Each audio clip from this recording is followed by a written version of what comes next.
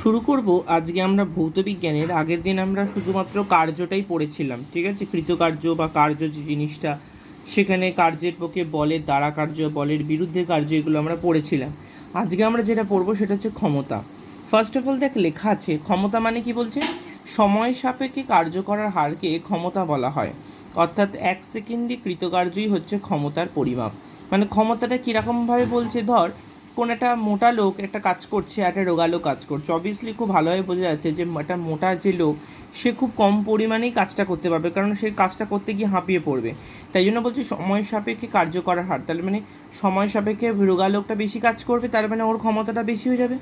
তাই জন্য এখানে বলছি যে কোনো মানুষ বা কোনো একটা যন্ত্র যদি টি সময় ডাব্লিউ পরিমাণ কাজ করে, তাহলে ক্ষমতাটা হবে কি, পি ইকুয়ালস টু হচ্ছে ডাব্লিউ বাই টি। পি মানে হচ্ছে ফর পাওয়ারটা হচ্ছে কি, পাওয়ার ইকুয়ালস টু হচ্ছে ওয়ার্ক ডান বাই হচ্ছে টাইম। ওই জন্য পি ইকুয়ালস টু হচ্ছে ডাব্লিউ বাই টি। ঠিক আছে, তাহলে ক্ষমতা হচ্ছে কি, ক্ষমতা একটা কিন্তু স্কেলার রাশি। ক্ষমতার মান নির্ভর করছে সম্ভবত কার্যের পরিমাণ এবং সময়ের ওপর। ঠিক আছে, তাহলে এটা কার্যের পরিমাণটাও লাগবে, মানে কৃতকার্যটা এবং সময় দুটোর ওপর কিন্তু ডিপেন্ড করছে। কম সময়ে যদি বেশি কার্য সম্পন্ন হয়, তাহলে কী হবে, ক্ষমতার মানটা বেশি হয়ে যাবে, তার মানে সে তাড়াতাড়ি করেছে জিনিসটাকে। তাহলে ক্ষমতা ইকুয়াল টু হচ্ছে কৃতকার্য বাই সময় বা কার্য বাই সময়ও বলতে পারি। আমরা আগের চ্যাপ্টারে মানে আগের পার্টটাতে পড়ে এসেছি কার্য সমান সমান হচ্ছে কি, বল গুণ স্মরণ। তাহলে কি করলাম, বল গুণ স্মরণ নিচের সময়। এবার আমি কি করলাম, স্মরণ বাই সময়টাকে আলাদা করে দিলাম। তাহলে স্মরণ বাই সময় মানে কি, সেকেন্ড চ্যাপ্টারে পড়ে এসেছি, স্মরণ বাই সময় মানে হচ্ছে বেগ। তাহলে ক্ষমতা সমান সমান বল ইন্টু বেগ। তাহলে মানে দেখ, আমরা তাহলে খাতাতে আমরা পড়ে বলছি যে কী করে জিনিসটা আসছে। দেখ, ফার্স্ট অফ অল বললাম যে ক্ষমতা ইকুয়াল টু হচ্ছে কি, কৃতকার্য বাই হচ্ছে সময়। ঠিক আছে, কৃতকার্য বাই হচ্ছে সময়, তার মানে কি 1 সেকেন্ডে যতটা পরিমাণ কার্য হয়, 1 সেকেন্ডে যতটা পরিমাণ কৃতকার্য বা কাজ হয়, সেটা কি বলা যায়, ক্ষমতা। ক্ষমতাটা কি, ক্ষমতাটা কিন্তু একটা তোর স্কেলার রাশি। ঠিক আছে, একটা হচ্ছে এটা কিন্তু একটা তোর স্কেলার রাশি, এই ক্ষমতাটা হচ্ছে স্কেলার রাশি। আর কি বলা হচ্ছে, আর কৃতকার্য বাই সময় বা কার্য বাই সময় একই জিনিসটা। তাহলে ক্ষমতার সমান সমান আমরা কি লিখতে পারি, কি কার্য বাই হচ্ছে সময়। তাহলে কার্য সমান সমান আগের চ্যাপ্টারে কি পেয়েছি, বল গুণ স্মরণ বাই হচ্ছে সময়, তাই তো। তার মানে এবার আমরা কি করলাম, এই বলটাকে আলাদা করে দিলাম আর স্মরণ বাই সময়টাকে আলাদা করে দিলাম। ঠিক আছে, তাহলে স্মরণ বাই সময়টাকে আলাদা করে দিলাম, তার মানে এটা হয়ে গেল কত, বল ইন্টু বেগ। ঠিক আছে, বল ইন্টু বেগ। তার মানে এটা প্রশ্ন আসতে পারে, ক্ষমতার সাথে বেগের সম্পর্ক কি, তখন এই পুরো জিনিসটা আমাকে কিন্তু বলতে হবে, ক্ষমতার সাথে বেগের সম্পর্কে পুরো জিনিসটা আমাকে বলতে হবে। নেক্সট চলে আসছে দেখ বইতে, ক্ষমতার একক। ক্ষমতার একক কাকে বলছে, ক্ষমতার এসআই একক হচ্ছে ওয়াট। অর্থাৎ কি বলছে সংজ্ঞাটা, 1 সেকেন্ডে 1 জুল কার্য করার ক্ষমতাকে, বারবার বলছি কি, 1 সেকেন্ডে 1 জুল কার্য করার ক্ষমতাকে বলা হয় থেকে 1 ওয়াট বলা হয়। অর্থাৎ 1 ওয়াট মানে হচ্ছে কি 1 জুল পার সেকেন্ড। ঠিক আছে, তাহলে 1 ওয়াট সমান সমান কত হচ্ছে, 1 জুল পার হচ্ছে সেকেন্ড। তাহলে 1 ওয়াট সমান সমান হচ্ছে 1 joule, J for joule per হচ্ছে সেকেন্ড। ঠিক আছে, আচ্ছা নেক্সট আমরা চলে আসছি সিজিএস পদ্ধতি। সিজিএস পদ্ধতিতে কি করা হচ্ছে, ক্ষমতার সিজিএস একক। আচ্ছা, তোরাও কিন্তু আমার মতো করে বইয়ের ওপরে লিখে রাখবি, 1 গ্রাম সেন্টিমিটার মানে হচ্ছে 981 আর্গ। ঠিক আছে, আর্গ, ইআরজি হবে। ঠিক আছে, আমি ইউআরজি লিখে ফেলেছিলাম ভুল করে, ইআরজি হবে। আর 1 কিলোগ্রাম মিটার মানে হচ্ছে 9.81 জুল। 1 কিলোগ্রাম মিটার মানে হচ্ছে 9.81 জুল। তোরা বলতে বলতে লিখে নিবি, ঠিক আছে। আচ্ছা, তাহলে সিজিএস পদ্ধতিতে ক্ষমতার সিজিএস একক হচ্ছে আর্ক পার সেকেন্ড। অর্থাৎ 1 সেকেন্ডে 1 আর্ক কার্য করার ক্ষমতাকে বলা থেকে 1 আর্ক পার হচ্ছে সেকেন্ড। 1 ওয়াট সমান সমান হচ্ছে কি 1 জুল পার সেকেন্ড, আর ওটাকে যদি আর্কে কনভার্ট করে দিই তাহলে 10⁻⁷ আর্ক পার সেকেন্ড। ক্লিয়ার। এবার হচ্ছে ব্যবহারিক একক। সিজিএস পদ্ধতিতে ক্ষমতার ব্যবহারিক একক হচ্ছে ওয়াট। ঠিক আছে, তাহলে সিজিএস পদ্ধতিতে ক্ষমতার ব্যবহারিক একক হচ্ছে ওয়াট।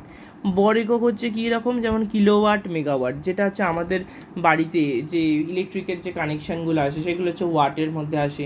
হ্যাঁ, আবার যখন আরেকটু বড় বড় মানে বড় বড় শপিং মল, সেখানে কিলোওয়াটে আসে। আমাদের যে ট্রেনের লাইন, সেগুলো সব মেগাওয়াটের কানেকশানে আসে। ঠিক আছে, 1 কিলোওয়াট মানে হচ্ছে 1000 ওয়াট, আর 1 মেগাওয়াট মানে 10⁶ ওয়াট। এফপিএস পদ্ধতিতে ক্ষমতার ব্যবহারিক হচ্ছে অশ্ব ক্ষমতা বা হর্স পাওয়ার বলা হয়। 1 অশ্ব ক্ষমতা সমান সমান 746 ওয়াট প্রায় বলা হয়। ঠিক আছে, তাহলে 1 এইচপি, এইচপি মানে হচ্ছে কি 746 ওয়াট বলা হয় থাকে। 550 পাউন্ড ভরের কোনো একটা বস্তুকে 1 সেকেন্ডে অভিকর্ষের বিরুদ্ধে খাড়াভাবে 1 ফুট ওপরে তুলতে প্রয়োজনীয় ক্ষমতাকে 1 HP বা 1 হর্স পাওয়ার বলা হয়। এই লাইনটা পুরোটাই মুখস্থ রাখতে হবে এবং প্রত্যেকটা ওয়ার্ডও বলতে হবে। কী করে বলবো? প্রত্যেকটা ওয়ার্ড মানে 550 পাউন্ড ভরের কোনো একটা বস্তুকে 1 সেকেন্ডে অভিকর্ষের বিরুদ্ধে খাড়াভাবে 1 ফুট ওপরে তুলতে প্রয়োজনীয় ক্ষমতাকে বলা থাকে হর্স পাওয়ার। 1 কিলোওয়াট সমান সমান হচ্ছে কত হবে? 1.34 হর্স পাওয়ার। ঠিক আছে, 1 কিলোওয়াট সমান সমান হচ্ছে 1.34 হর্স পাওয়ার। ঠিক আছে, এবার হচ্ছে দেখ দুখানা অঙ্ক, 3টে অঙ্ক দেওয়া আছে, 3টে অঙ্কই আমি এখানে করাচ্ছি, দেখে নিবি যে কী করে বোঝানো হচ্ছে। তো ফার্স্ট অফ অল দেখ, ফার্স্ট অঙ্কটা বলছে দুজন বালক প্রত্যেকেরই ওজন হচ্ছে 400 নিউটন। ঠিক আছে, 400 নিউটন বলে দিয়েছে। তারা একটা দড়ির সাহায্যে 8 মিটার উঁচুতে ওঠে। প্রথম বালকটা উঁচুতে উঠতে সময় নেয় 20 সেকেন্ড, দ্বিতীয় বালকটা উঁচুতে উঠতে সময় নেয় হচ্ছে তোর 50 সেকেন্ড। তাহলে প্রত্যেকটা বালকের ক্ষমতা আমাকে বার করতে হবে। ঠিক আছে, তাহলে আমরা কি জানি? আমরা হচ্ছে জানি কি ক্ষমতা ইকুয়াল টু হচ্ছে কৃতকার্য বা কার্য বাই সময়, তাই তো? তাহলে ক্ষমতা ইকুয়াল টু হচ্ছে কার্য বাই হচ্ছে সময়। তাহলে ওজনটা বলে দিয়েছে। ঠিক আছে, তাহলে ওজন যদি বলে দেয়া থাকে তাহলে কি হবে?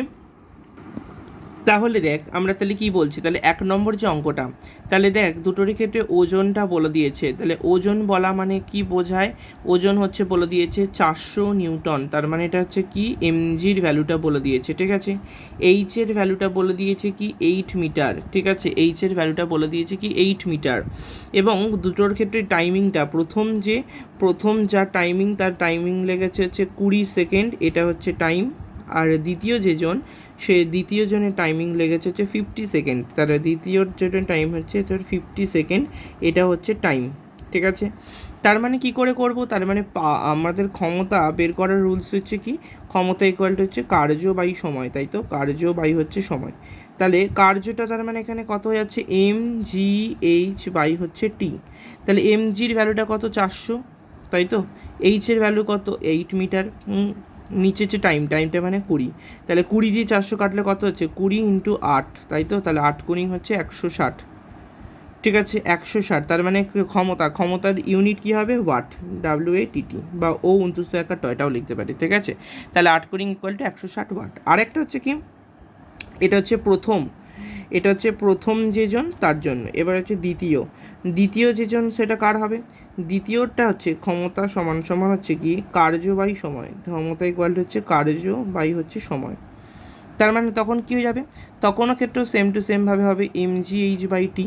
তার মানে mgটা কত হবে? সেই 400 নিউটন ইন্টু 8 বাই নিচে আমার সময়টা কত লেগেছে? 50। 5 8 40, মানে 8 গুণ 8, 28 কত হবে? 64 ওয়াট। তার মানে দ্বিতীয় বালকটার ক্ষেত্রে ওর ক্ষমতাটা সব থেকে কম হয়ে যাচ্ছে। ঠিক আছে, তাহলে প্রত্যেকের ক্ষমতাটা বার করতে হবে। ওর এর 160 ওয়াট আর এর হচ্ছে 64 ওয়াট ক্ষমতা। বুঝতে পেরেছিস? চলে যাচ্ছে আমরা হচ্ছে 2 নম্বর অঙ্ক, মানে সবকটাই সূত্র বেসিসে অঙ্ক। বইতে অনেকগুলো অঙ্ক ইউনিট দিয়ে বড় করে দামরা করা থাকবে, খাতাটা দেখবি সব থেকে বুঝতে সুবিধা হবে।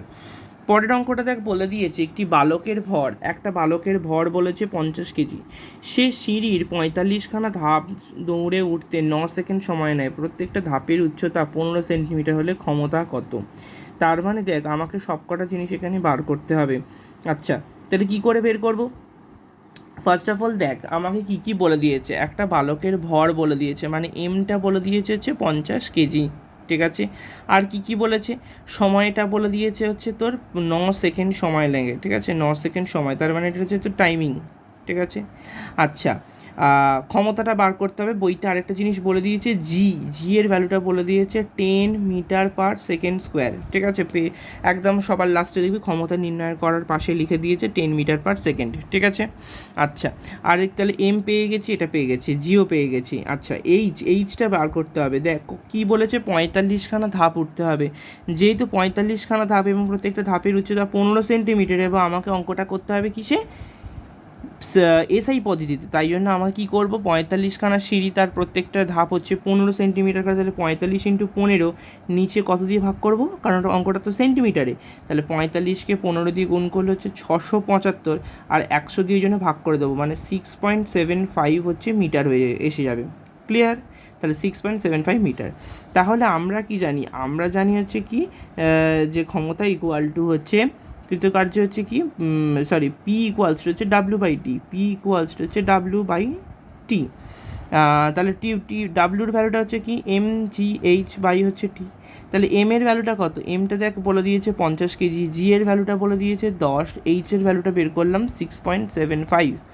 আর টাইমিংয়ের ক্ষেত্রে কত হয়ে যাবে, টাইমিংয়ের ক্ষেত্রে বলে দিয়েছে 9 সেকেন্ড। তাহলে আমি যদি টোটাল জিনিসটাকে কাটাকুটি করি, তা কাটাকুটি করলে চলে আসবে হচ্ছে 375 ওয়াট, কারণ আগের অঙ্কটাও আমরা কিসে ইউনিট বের করেছি, ওয়াটে অ্যান্সার বেরিয়েছি। বুঝতে পেরেছো? তার মানে বলেছে বালকটার ক্ষমতা কত। বইতে দেখবে অনেক বড় করে হেজিয়ে গুজিয়ে করে গেছে, তো আমি জিনিসটা কত শর্টে করে দিলাম, ঠিক আছে? তো এখান থেকে করবে আর জিনিসটা বুঝতে সুবিধা হবে। ক্লিয়ার? চলে যাচ্ছি 3 নম্বর অঙ্ক। 3 নম্বর অঙ্ক দেখ কী বলছে একটি ক্রেন 1000 কেজি ভরের একটি বস্তুকে 5 সেকেন্ডে 50 মিটার ওপরে উঠতে পারে, ক্রেনটির ক্ষমতা কত? কী বলছে দেখ, 3টে ভ্যালু বলেছে, 1000 কেজি, 5 সেকেন্ড, 50 মিটার। তাহলে আমরা এই 3টে জিনিস দিয়ে করার চেষ্টা করি। ফার্স্ট অফ অল হচ্ছে কি 3 নম্বর অঙ্কটা, এমটা বলে দিয়েছে হচ্ছে 1000 কেজি, ঠিক আছে, 1000 কেজি। আচ্ছা, জি তো বলে দেয়নি, এইচটা বলে দিয়েছে কি 50 মিটার, এটা আমাকে বলে দিয়েছে। আর সময়টা বলে দিয়েছে হচ্ছে টাইমিংটা বলে দিয়েছে কত, 5 সেকেন্ড, ঠিক আছে, টাইমিংটা বলে দিয়েছে কি 5 সেকেন্ড। তো আমাকে কি করে করবো, তাহলে আমরা সবসময় জানি কি পি ইকুয়ালস হচ্ছে ডাব্লিউ বাই টি। তাহলে ডাব্লিউ এর জায়গা কি লিখতে পারি, mgh বাই টি। তাহলে এম এর ভ্যালুটা কত, এম এর ভ্যালুটা হচ্ছে 1000, জি মানে গ্র্যাভিটেশনাল যে ফোর্স নর্মালি কত হয়ে থাকে 9.8, এই ধরে আমরা ক্যালকুলেশন করবো। আর যদি বইতে বলেই দেয় 10, তো 10 দিয়ে করবো। যদি না বলে দেয় কোনো অঙ্কে, তাহলে সবসময় 9.8 ধরে ক্যালকুলেশন করবো। এইচ এর ভ্যালুটা বলে দিয়েছে দেখ 50 লিখে দিলাম, নিচে টাইমিং কত বলেছে 5, কারণ দেখ প্রত্যেকটাই কিন্তু এসআই সিস্টেমেই বলে দিয়েছে। তাহলে 5 10 50, আমি যদি গুণ করে দিই তাহলে আমার আসবে 980, তার মানে এত ওয়াট। বুঝতে পেরেছিস? এটা হচ্ছে আমার ওই বালকের ক্ষমতাটা, মানে সরি ক্রেনটির ক্ষমতা বের করার অঙ্কটা, ঠিক আছে? না বুঝতে পারলে আমাকে বলবে, আমি বলে দেবো। চলে যাচ্ছে এবার শক্তি মানে কাকে বলছে, কোনো বস্তুর কার্য করার সামর্থ্যকে তার শক্তি বলা থেকে, মানে সে কতটা কার্য করতে পারছে সেটাকে বলা থেকে শক্তি। বস্তুটির দ্বারা কৃতকার্য হচ্ছে তার মধ্যে থাকা শক্তির পরিমাপ। মানে ধর আমরা একটা দেয়ালকে ঠেলছি, দেয়ালকে কখন ঠেললে সরানো যাবে, তার মানে ওখানে কোনো শক্তি ক্ষয় হচ্ছে না। তাহলে শক্তির কার্যের একক দিয়ে কিন্তু মাপা হবে, তার মানে কার্যের যা একক ছিল শক্তির একক সেম। কার্যের একক এবং শক্তির একক একই, তাই শক্তিও একটা কিন্তু স্কেলার রাশি। শক্তির এসআই একক হচ্ছে জুল, সিজিএস একক হচ্ছে কিন্তু আর্গ, ঠিক আছে? এই দুটো তলায় জুল আর আর্গের তলায় কিন্তু দাগ দিয়ে রাখবি, সেম টু সেম আগের অঙ্কটার মতোই। যখন কোনো বস্তু কার্য করে তখন তার শক্তি কমে যায়, তখন কোনো বস্তুতে কার্য করলে তার বস্তুর শক্তি বাড়বে। অবভিয়াসলি ধর একটা হামানদিস্তায় কোনো কিছু জিনিস গুঁড়ো করতে দেওয়া হয়েছে, তার মানে কী হবে, হামানদিস্তা আমি তো করছি হামানদিস্তাটায়, তার মানে কি আমার শক্তি কমে যাচ্ছে, কার শক্তি বাড়ছে, ওই যে জায়গাটা যে পাত্রে করা হচ্ছে তার শক্তি বাড়ছে, বা যে জিনিসটাকে গোড়ানো হচ্ছে তার শক্তি বাড়ছে, তাই সেটা ভেঙে যাচ্ছে। তাহলে সেই বস্তুটার শক্তি বেড়ে যাচ্ছে। তো এখানে আর কিছু দেয়নি, তা পেজের নিচের দিকে চলে আসবো। দেখ বলছে কোনো বস্তুর অবস্থান বা আকারের পরিবর্তনের ফলে তার মধ্যে কার্য করার যে সামর্থ্য জন্মায় তাকে বলা থেকে স্থিতিশক্তি বলা থেকে, ঠিক আছে? তাহলে স্থিতিশক্তি কাকে বলছে, এই পেজে নিচে দিকে দেখলে আছে কোনো বস্তুর অবস্থান বা আকারের পরিবর্তনের ফলে তার মধ্যে কার্য করার যে সামর্থ্য জন্মায় সেটাকে বলা থেকে স্থিতিশক্তি। বাট যাই হোক, আর একটা জিনিস ওপরে তলায় লিখে রাখ, 1 কেজি মিটার পার সেকেন্ড মানে হচ্ছে 9 পয়েন্ট, এটা কিন্তু ইকুয়ালস টু আছে, হ্যাঁ, ইকুয়ালস টু হচ্ছে 9.81 জুল পার সেকেন্ড, অথবা 9.81 ওয়াট, দুটোই বলা যেতে পারে। তো কোনো বস্তুকে তার স্বাভাবিক অবস্থান বা আকার থেকে পরিবর্তিত অবস্থান বা আকারে নিয়ে যেতে গেলে যে পরিমাণ কার্য করে তাকে বলা থেকে স্থিতিশক্তির পরিমাপ। তার মানে কি, তার যে চেঞ্জ করছে এই চেঞ্জটাকে বলা হয় থাকে অভিকর্ষজ স্থিতিশক্তি। কী বলছে, কোনো বস্তু পৃথিবীর অভিকর্ষীয় বলক্ষেত্রে তার অবস্থান পরিবর্তনের জন্য যে কার্য করার সামর্থ্য লাভ করে তাকে বস্তুটির অভিকর্ষজ স্থিতিশক্তি বলা হয়। যেমন হচ্ছে কি বলছে কোনো একটা বস্তু পৃথিবীর অভিকর্ষীয় বলক্ষেত্রে তার অবস্থান পরিবর্তনের জন্য যে কার্য করার সামর্থ্য লাভ করে। অর্থাৎ কি বলছে, যেমন হচ্ছে ভারী বস্তুকে ওপরে ওঠানোর জন্য বাঁধে জল জমার ফলে, বাঁধে জলটা কি ফিক্সড, তার মানে তার অবস্থাটা পরিবর্তন করতে হবে, তার মধ্যে যে শক্তিটা জমা হয় সেটাকে বলা থাকে অভিকর্ষজ স্থিতিশক্তি। আচ্ছা, এটা হচ্ছে অভিকর্ষজ। আর স্থিতিস্থাপক স্থিতিশক্তিটা কি, কোনো বস্তু তার আকার পরিবর্তনের জন্য কার্য করার যে সামর্থ্য লাভ করে তাকে বস্তুটির স্থিতিস্থাপক স্থিতিশক্তি বলা হয়ে থাকে।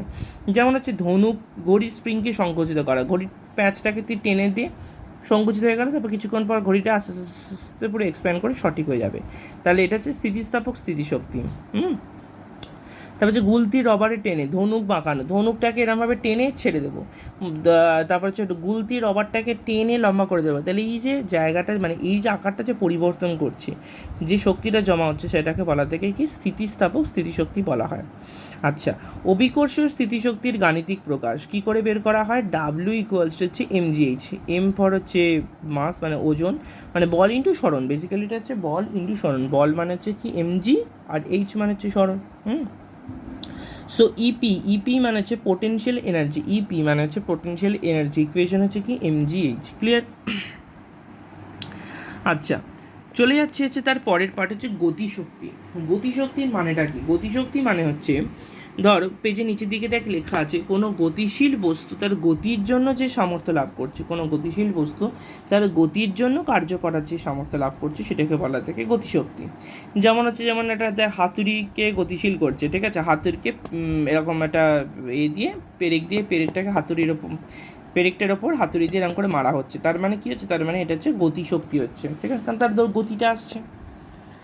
গতিশক্তির পরিমাপ, গতিশক্তির পরিমাপের ক্ষেত্রে এইখানে একটা ভালো একটা কিন্তু ইকুয়েশন প্রুফ করতে দেয়, সেই ইকুয়েশনটার নাম হচ্ছে কি ইকে ইকুয়াল টু হচ্ছে ইকে মানে for kinetic energy half MV square, এই প্রমাণটা করতে দেয়।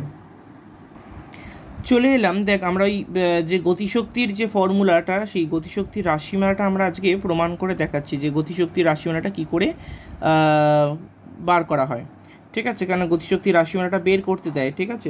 বের করার ইকুয়েশনটা হচ্ছে কি ইকে মানে হচ্ছে কাইনেটিক এনার্জি, ইকে মানে হচ্ছে কি kinetic energy half of MV square, এটা আমাকে প্রমাণ করে দেখাতে হবে। তো কি করে করব? বলছে এম ভরের একটা বস্তু, এম ভরের একটি বস্তুকে যদি এফ বল প্রয়োগ করা হয়, একটি এম ভরের একটি বস্তুকে এফ বল প্রয়োগ করার ফলে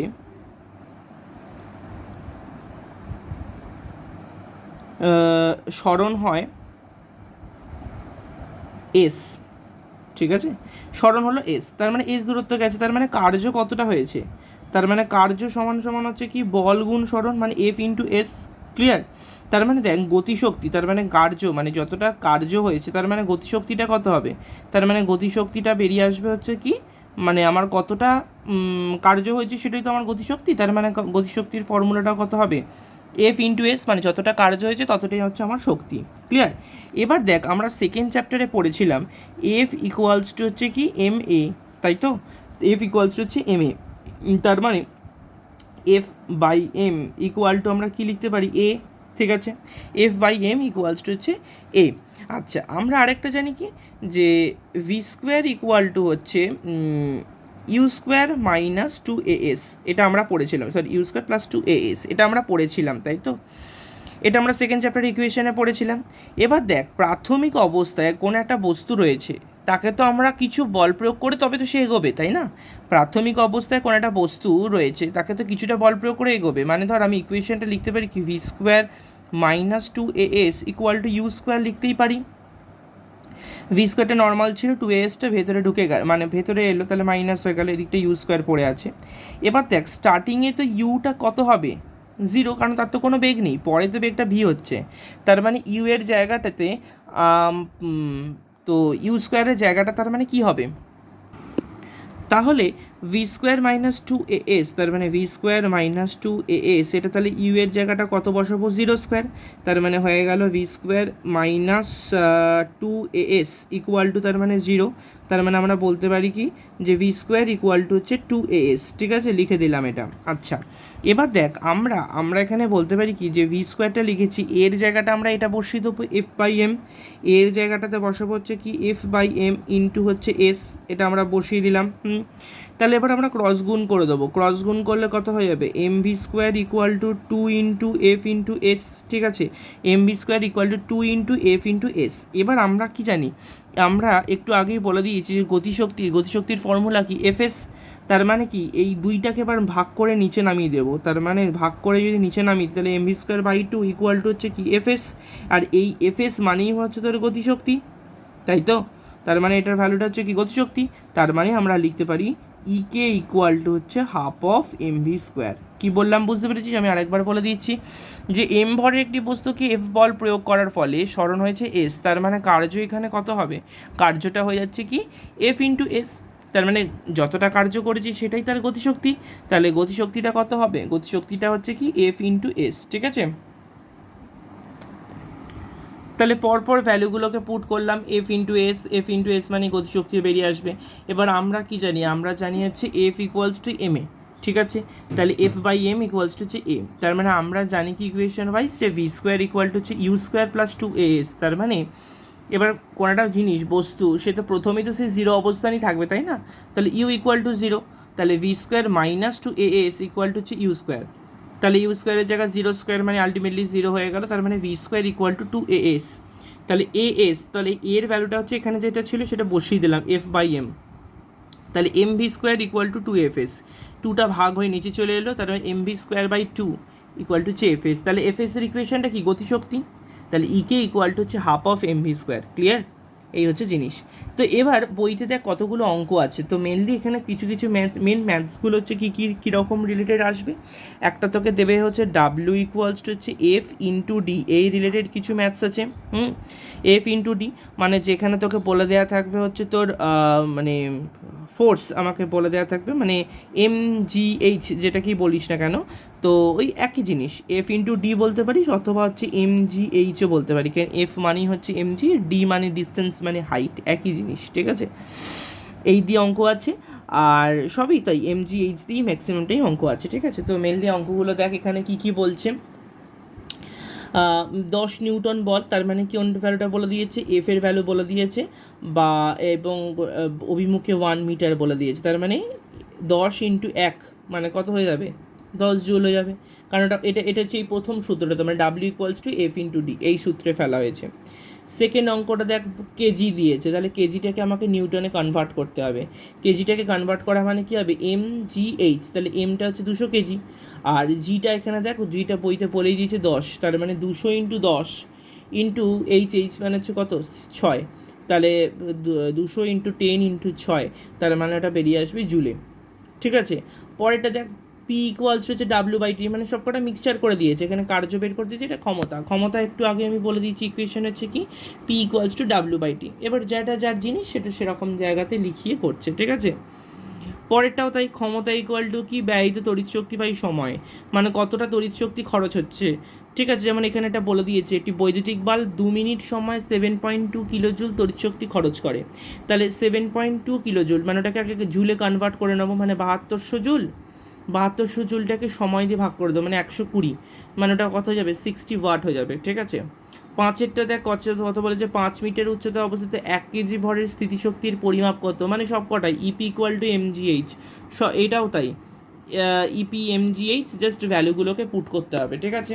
এগুলো সব স্থিতিশক্তি, কোনোটা এর পরিমাপ বের করা, এই সমস্ত জিনিসগুলো রয়েছে। এর পরের পেজে যেটা রয়েছে সেটা দেখ কি, পরের পেজে দুটো অঙ্ক হচ্ছে গতিশক্তির ইকুয়েশন, মানে দুটো ক্ষেত্রেই আমাকে বের করতে হবে যে half into m V square. তো তোরা ইউনিটগুলো দেখে নিবি যে কোন ইউনিটটা কীরকমভাবে কনভার্ট করছে, আর কনভার্ট করার পর ম্যাথসগুলো কীরকমভাবে দিয়েছে, ঠিক আছে? পরের ম্যাথসটাও তাই, E K equal to half of M V square, ঠিক আছে? তো এইভাবে ম্যাথসগুলো রয়েছে। লাস্ট যেটা আমরা পড়াবো সেটা হচ্ছে কি যান্ত্রিক শক্তির নিত্যতা সূত্র, এটা কিন্তু খুব ইম্পর্ট্যান্ট, এটা কিন্তু 3 মার্কসের একটা প্রুফ হিসাবে কিন্তু আসে। দেখ কী করে বলছে যান্ত্রিক শক্তি, কোনো একটা বস্তু তার গতি, অবস্থান বা আকৃতির জন্য যে শক্তি অর্জন করে তাকে বলা থেকে যান্ত্রিক শক্তি বলা হয়। যান্ত্রিক শক্তিকে দুই ভাগে ভাগ করা হয়, একটা হচ্ছে গতিশক্তি, একটা হচ্ছে স্থিতিশক্তি। অবাধে পতনশীল বস্তুর ক্ষেত্রে মোট যান্ত্রিক শক্তি অপরিবর্তিত থাকে, বলছে অবাধে পতনশীল বস্তুর ক্ষেত্রে মোট যান্ত্রিক শক্তি অপরিবর্তিত থাকে।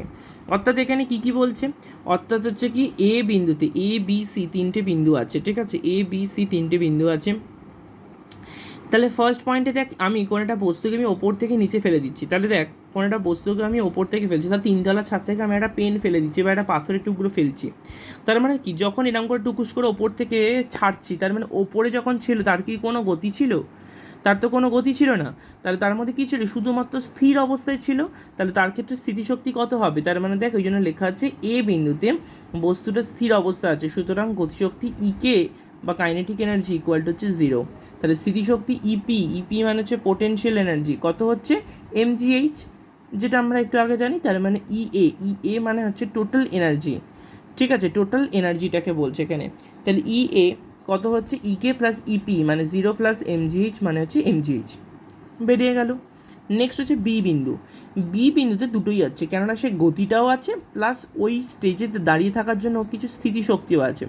কীরমভাবে গতিটা বের করছে দেখ, বলছে v square equal to u square plus 2gx, কেননা ও তো এক্স মিটার নিচে নেমে গেছে, ভালো করে দেখ এক্স দূরত্ব নিচে নেমেছে, তাই জন্য এটা হয়ে গেছে কি v square equal to u square plus 2gx। যেহেতু অঙ্কটাতে মানে এই প্রুফটাতে ইউটা তো 0, কারণ ও তো 0 অবস্থানেই ছিল না, ওর কোনো স্পিড ছিল না, ওই জন্য ভি স্কোয়ার ইকুয়াল টু কত হবে 2gx।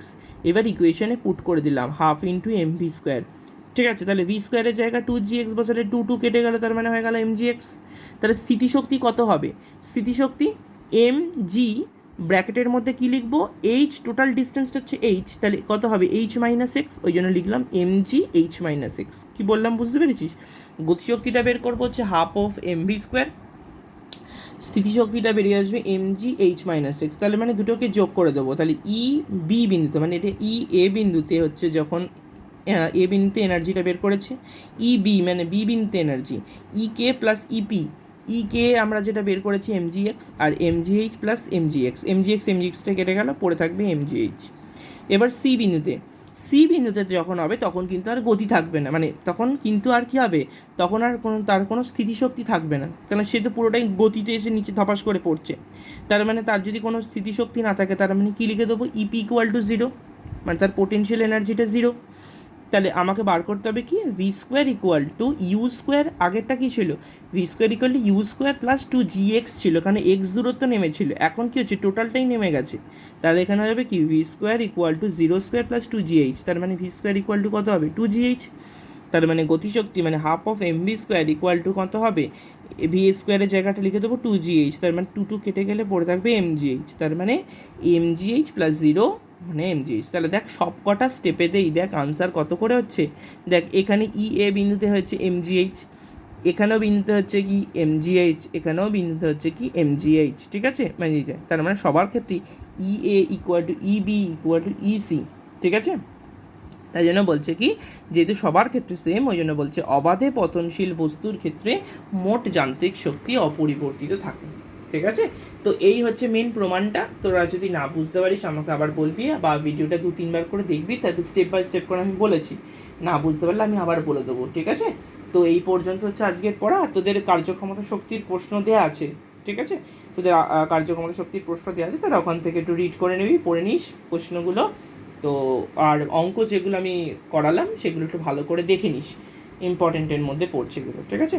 তো এই পর্যন্ত হচ্ছে আজকের পড়া।